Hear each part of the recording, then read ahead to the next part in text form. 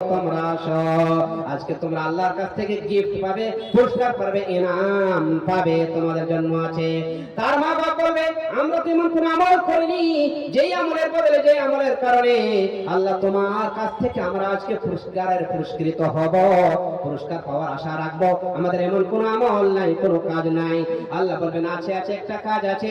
তোমরা দুনিয়াতে খেয়ে দেই না খেয়ে কষ্ট করে তোমরা তোমাদের ছেলেকে মেয়েকে পর্দা প্রশাদায় রেখে জিন্দেগি সঠিকভাবে জীবন যাপন করার জন্য মাদ্রাসায় মক্তবে পাঠিয়ে দিয়ে কোরআন শিক্ষা করে কোরআনের জিন্দেগি মোতাবেক তৈরি করেছিল, ছেলেকে বানিয়েছিল হাফেজ আলেম কারি। এই ছেলে কোরআন পড়েছে, কোরআনের উপর আমল করেছে। এখন তোমরা আমার কাছে পুরস্কারের বাকি আছে, পুরস্কার নিয়ে যাও। আল্লাহ রাব্বুল আলামিন বলেছেন মান ক্বারাআল কুরআন, যে কোরআন পড়ে ওয়া আমিলা বিমা ফীহি, এবং কোরআনের মোতাবেক জিন্দেগি গঠন করে কোরআনের মোতাবেক আমল করে, উলবিসা ওয়ালিদাহু তাজা, এই ছেলের পিতামাতাকে, এই আলেম হাফেজের পিতামাতাকে, মা বাপকে কাল কিয়ামতে আল্লাহ রাব্বুল আলামিন কোটি কোটি মানুষের সামনে ডেকে কিয়ামতের মাঠে তার নূরের টুপি, বাদশাহের টুপি, তার একটা সোনার মতো উজ্জ্বল একটা নূরের তাজ তার মাথায় করে দেবেন। সুবহানাল্লাহ। এই জন্য বলবো কোরআন শিক্ষা করো মুসলমান, কোরআন শিক্ষা করো, নোবেল নাটক ছেড়ে দিয়ে খোদার কোরআন পড়ো। ছেলে মেয়ে কোরআন পড়ো, কবর হবে আলো, আর নূরের টুপি মাথায় দিয়ে শেষ বিচারে চলো। আল্লাহ সেই দিন বলবে তোমার মাতাকে নূরের টুপি দান করব, বলবি সাওয়ালিদাহু তাজা, তার পিতা মাতাকে নূরের টুপি পরে দিবে। জু আহসান মিন জুই শামস, এই পৃথিবীর আলো, এই পৃথিবীতে সূর্যের আলো কোটি কোটি মাইল দূরে থেকেও আমরা তার চৈত্র বৈশাখী মাসে তার সূর্য তাপ গ্রহণ করতে পারি, নিতে পারি না, পড়ে যায়, জমি তামা হয়ে যায়, মানুষ ছায়া খোঁজে, এত প্রখর হয়ে যায় আমরা তাকাতে পারি না, সূর্যের দিকে চোখ ঝলসে যায়। ওই সূর্য যদি তোমাদের ঘরের কোণে ওঠে কেমন আলো হবে, কেমন নূর হবে, জ্যোতি হবে। আল্লাহ রাব্বুল আলামিন নবী বলল যেই পিতা মাতাকে, যেই হাফেজের আলেমের পিতা মাতাকে যে নূরের টুপি দেওয়া হবে, তাজ দেওয়া হবে, সোনার মুকুট দেওয়া হবে, রাজ মুকুট দেওয়া হবে, এই মুকুটের তাজ তোমার ঘরে যেমন সূর্য ওঠে তার থেকেও বেশি হবে। বলুন সুবহানাল্লাহ। ভাবতে পারছেন আমরা স্কুল কলেজ নিয়ে আর ইউনিভার্সিটি নিয়ে আর আমরা একাডেমি নিয়ে পড়ে আছি, আল্লাহ রাসূল যার জন্য ওয়াদা করেছে, খবর আদা মাফ করেছে, এই জিনিসগুলো আমরা ভাবনা চিন্তা করি না। আপনার ছেলেকে আপনি হাফেজ আলেম বানান, তার সঙ্গে আপনি পিএইচডি পাস করান, তার সঙ্গে আপনি ডাক্তার, ইঞ্জিনিয়ার, মাস্টার, হাকিম, জজ, ব্যারিস্টার করান, কোনো হিসাব নাই। বাংলাদেশের মিজানুর রহমান আজহারি, উনি কি মৌলানা নেই? উনি কি আলেম নয়? মিশরের বিশ্ববিদ্যালয় আজারিয়া থেকে আবার পিএইচডি করেছেন আরবির পরে, কি উনাকে মানুষ ফলো করে না? তারিক জামিল আছে, তারিক মাসুদ আছে, বাংলাদেশের আরেকজন ছিলেন মাওলানা দেলোয়ার হোসেন সাইদি, মুফাসসির, বিশ্ববরেণ্য মুফাসসির, কোরআনের আলেম, মানুষ ফলো করে না? তাহলে আমরা চিন্তা ভাবনা করি, ছেলেরা, পিতারা যিনারা আছেন, মারা যিনারা আছেন, চেষ্টা করুন যে এক দেলোয়ার হোসেন সাইদি চলে গেছে বাংলাদেশ থেকে, আমরা আমাদের ভারতের ঘরে, দিনাজপুরের ঘরে ওইরকম ছেলে তৈরি করব, হাজারো সাইদি হবে, হাজারো মিজানুর রহমান আদের হবে, আর আল্লাহর ওলিদের মতো তাদের জিন্দেগি গঠন হবে, খাজা মঈনুদ্দিন চিশতির মতো হবে, জুনাইদ বাগদাদি হবে, হাসান বসরি হবে, মেয়েরা রাবিয়া বাসির মতো হবে। বলুন সুবহানাল্লাহ। নিয়ত করুন, খানা রিজিক হালাল করুন, আর হারাম দিকে তাকাবো না, আল্লাহর উপর তাওয়াক্কুল বিশ্বাস এখন করুন।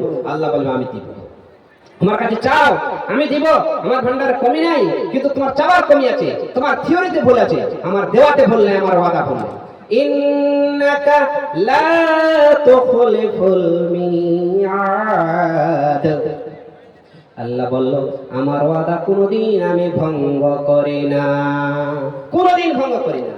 কোরআনের একটা অক্ষর পড়বেন 10টা সওয়াব, 10টা সওয়াব, 10টা সওয়াব। কোথায় পাবেন? পৃথিবীতে এমন কোন কিতাব আছে যে কিতাবটা আপনি মুখস্থ করতে পারবেন শুরু থেকে শেষ পর্যন্ত? পারবেন না। কিন্তু আল্লাহ ছোট্ট ছোট্ট বাচ্চাদের মেধায় এমন সুযোগ দিয়েছেন, শুরু থেকে নিয়ে 30 পারা কোরআন তারা হিফজ করে মুখস্থ করবে। ইংরেজরা যখন ভারতে এসেছিল কোরআনকে এই মুসলমানদের কাছ থেকে চিরবিদায় করার জন্য, কোরআন বিহীন করার জন্য তারা লেগে ফুটে উঠে পড়ে পড়েছিল, লেগে ফুটে পড়েছিল, প্রচুর চেষ্টা করেছিল। তখন কি করলো? কোরআনগুলো তার মুসলমানদের কাছ থেকে বেশি দামে কিনে কিনে পুড়িয়ে দিতে লাগলো, আর ছেড়ে ছেড়ে দরিয়ায় সমুদ্রে ফেলে দিতে লাগলো, যেন মুসলমানদের ঘরে কোরআন না থেকে কোরআন বিহীন হয়ে যায়, বেঈমান হয়ে যায়। এই জন্য ওরা চেষ্টা করলো। তাদের চেষ্টা ব্যর্থ হয়ে গেল। কেন? আল্লাহ রাব্বুল আলামিন এই কোরআনকে হাফেজদের মাধ্যমে এতটা সুন্দরভাবে কম্পিউটারের মতন লোড করে মানে ডাউনলোড করে রেখেছে, ভাবতে পারবেন না। যখন ইংরেজদের সামনে এই ছোট ছোট কচি কচি হাফেজদেরকে ডাকা হলো, কোরআনের হাফেজদেরকে ডাকা হলো, ইংরেজদের যখন বলা হলো তোমরা কোরআনকে কেন আমাদের কাছ থেকে নিয়ে দড়িয়ে ফেলাচ্ছ এবং আগুনে পড়ে দিচ্ছ, তারা বলল কোরআন যদি তোমাদের কাছ থেকে নিয়ে নেই তোমরা কোরআন বিহীন হয়ে যাবে, তোমাদের মসজিদ থাকবে না, মাদ্রাসা থাকবে না, কোরআন থাকবে না, বেঈমান হয়ে যাবে, তোমরা আল্লাহর কাছে কোনো ইবাদত করতে পারবে না। এজন্য আমাদের চেষ্টা চক্রান্ত। আল্লাহ বললেন ইন্না নাহনু নাযালনা যিকরা ওয়া ইন্না লাহু লাহাফিজুন। 14 পারা সূরা হিজর 14 পারা প্রথম পৃষ্ঠায় আল্লাহ রাব্বুল আলামিন 9 নম্বর আয়াতে ঘোষণা করে বললেন, ও ইংরেজরা, তোমরা দুনিয়ার কাগজের কোরআনকে পুড়িয়ে দিতে পারো, দরিয়ায় ফেলে দিয়ে জ্বালিয়ে দিতে পারো, দরিয়ায় ভাসিয়ে দিতে পারো, খতম করতে পারো। আমি আল্লাহ রাব্বুল আলামিন ছোট্ট ছোট্ট নিষ্পাপ শিশুর মাধ্যমে তাদের মেধাতে, তাদের মগজে যে আমি চিপস মেমোরি ডাউনলোড করে দিয়েছি, এইটা তোমরা খতম করতে পারবে না। তাই আল্লাহ বলল ইন্না নাহনু নাযালনা যিকরা, অবশ্যই আমি কোরআন অবতীর্ণ করেছি, ওয়া ইন্না লাহু লাহাফিজুন, এই কোরআন আমি সংরক্ষণ করব, আমি হেফাজত করব। এই কোরআন হেফাজত করার দায়িত্ব আল্লাহ রাব্বুল আলামিন পৃথিবীর মানুষের উপর দিয়েছে। বেঈমান কাফেরকে দেয়নি, বিধর্মীকে দেয়নি, মুসলমানকে দিয়েছে, কলেমাওয়ালাকে দিয়েছে, নারী পুরুষকে দিয়েছে। কোরআনকে জিজ্ঞাসা করি, কোরআন তোমার ওয়েট কত, তোমার ভারী কত, তোমার মর্যাদা কত? এই কোরআন আমরা 30 পারা দেখতে পাই। কোরআন পাহাড়ের উপর অবতীর্ণ করতে চেয়েছিল আল্লাহ, পাহাড় বলল আমি নিতে পারবো না। জমিনের মধ্যে দিতে চাইলো, জমিন বলল আমি পারবো না। আকাশের উপর দিতে চাইলো, আকাশ বলল আমি পারবো না। এই কোরআনের বহন আমি সহ্য করতে পারবো না। কোরআন এত ওয়েট, এত ভারী, এত আছে। আল্লাহর নবীর উপরে যখন এই কোরআন ওহী অবতীর্ণ হতো, তখন আল্লাহর নবী উটের উপর যদি থাকতো, উট এই কোরআনের ভাড়ায়, ওহীর ভাড়ায় বসে পড়তো, শুয়ে পড়তো। হাদিসে ইরশাদ বলছে, আমরা জানি। তো কোরআন যখন বললো যে আমি পাহাড়কে বললো কোরআন যখন অবতীর্ণ করবো, পাহাড়ে পাহাড় বললো আমি পারবো না, আমার ক্ষমতা নেই।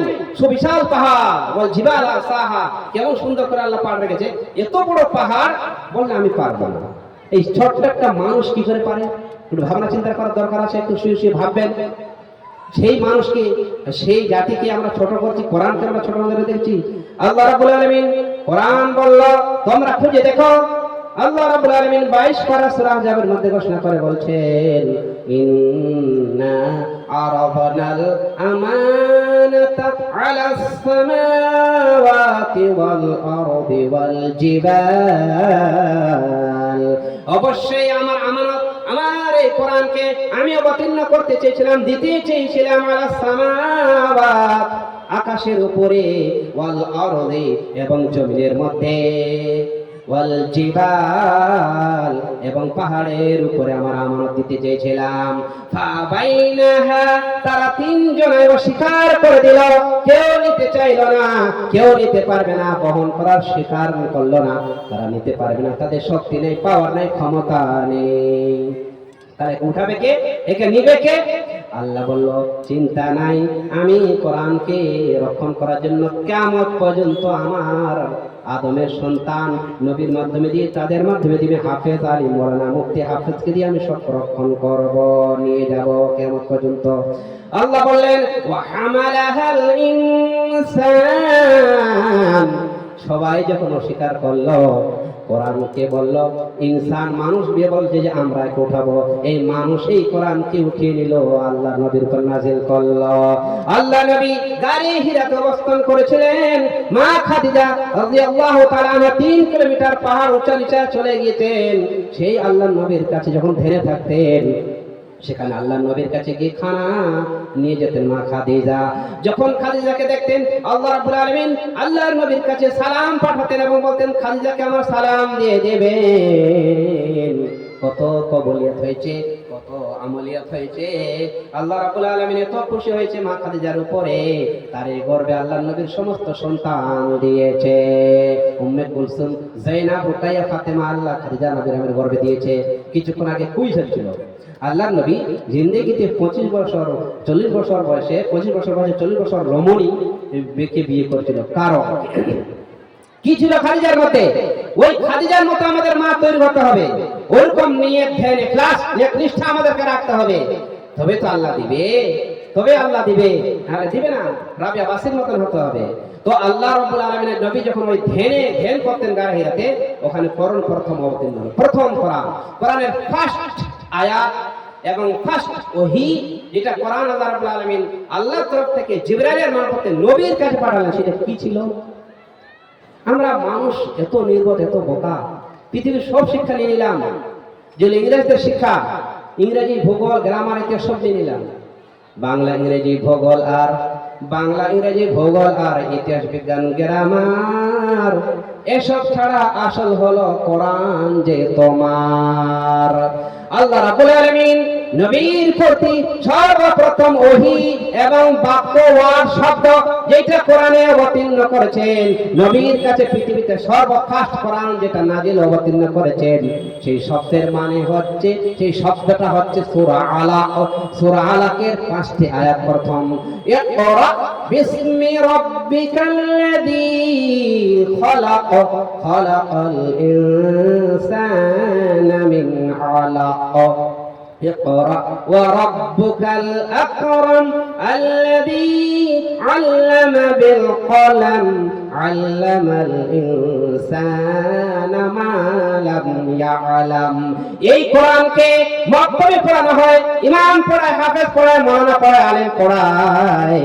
এই কোরআনকে পড়ার জন্য আল্লাহ অর্ডার দিয়েছে, হুকুম দিয়েছে, শব্দ প্রেরণ করে বলেছে, পৃথিবীর মানুষ তোমরা শোনো, পৃথিবীতে যত বিদ্যা শিক্ষা আছে তোমরা শিখে নাও, অসুবিধা নাই, কিন্তু আগে তোমাদেরকে কোরআন পড়তে হবে, কোরআন শিখতে হবে, কোরআন জানতে হবে, কোরআন অধ্যয়ন করতে হবে, কোরআন বুঝতে হবে, কোরআন রিসার্চ করতে হবে তোমাদেরকে। তাই আল্লাহ রাব্বুল আলামিন এর গুরুত্ব মাহাত্ম্য বোঝার জন্য পৃথিবীর মানুষের কাছে আল্লাহ নবীর কাছে প্রথম ওহী অবতীর্ণ করলেন, ইকরা, পড়ো, বিসমি রাব্বিকাল্লাযী, ওই প্রভুর নামে, খলাক, যিনি তোমাকে সৃষ্টি করেছেন। বললে ওই আল্লাহর নামে পড়ো যে আল্লাহ তোমাকে সৃষ্টি করেছে। ইকরা শব্দের মানে হচ্ছে তুমি পড়ো। কোরআন, কোর মানে পড়ো, আন মানে আভি পড়ো, এখনো পড়ো, সর্বসময় পড়তে থাকো। কোরআন আমাদের জিন্দেগিতে সেটিং করে রাখতে হবে। এমন জীবন করো হে গঠন, কাঁদিবে তোমার বিরয়ে ভুবন। হযরত বেলাল রাদিয়াল্লাহু আনহু হাবশী, কত হাবশা থেকে এসে নবীর কাছে কলমা পড়ে মুসলমান হয়েছিল। কাফেররা এত অত্যাচার করে, এত তাদেরকে অত্যাচার করেছিল, জুলুম করেছিল। কাফেররা আগুনের উপর বিছিয়ে দিয়ে, আগুনের আঙ্গার উপর বিছিয়ে দিয়ে বেলালকে টেনেছে। তবুও কিন্তু বেলাল ঈমান ছাড়েনি। এজন্য বলছে, তবুও বেলাল ছাড়েনি কোরআন, তবুও বেলাল ছাড়েনি কোরআন, ছাড়েনি নবীর নাম। আমরাও সেই প্যারা নবীকে জানাই হাজার সালাম। তবুও বেলাল ছাড়েনি কোরআন, তবুও বেলাল ছাড়েনি কোরআন, ছাড়েনি নবীর নাম। আমরাও সেই প্যারা নবীকে জানাই হাজার সালাম। কোরআন সংরক্ষণ করতে হবে, মসজিদ মাদ্রাসা কায়েম করতে হবে। তো এই জন্য আপনাদেরকে বলবো, আপনারা আপনাদের অর্থ উপার্জিত